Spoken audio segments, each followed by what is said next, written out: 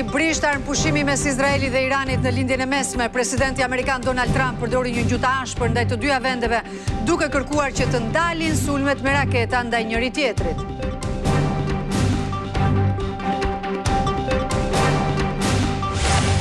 Në prag të samitit të NATO-s në Hag, kryeministri Rama takoi sekretarin e përgjithshëm të saj Mark Rutte. Me të u bisedua për ndërtimin e terminalit të NATO-s në portin e Durrësit dhe mbajtjen e samitit Aleancës në 2027 në Tiranë. Është rinumëruar më shumë se gjysma e kutive të qarkut të Tiranës të zgjedhjeve të 11 majit. Nga ky proces kanë humbur më shumë vota partitë e mëdha, por lëvizjet nuk e cënojnë ndarjen e mandateve mes forcave politike.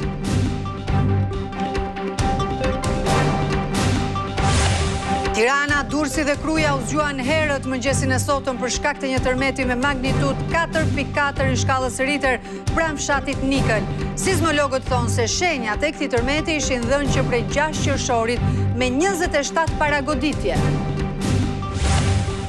Në plazhin e Divjakës, mushkonjat mbeten problem edhe këtë sezon turistik.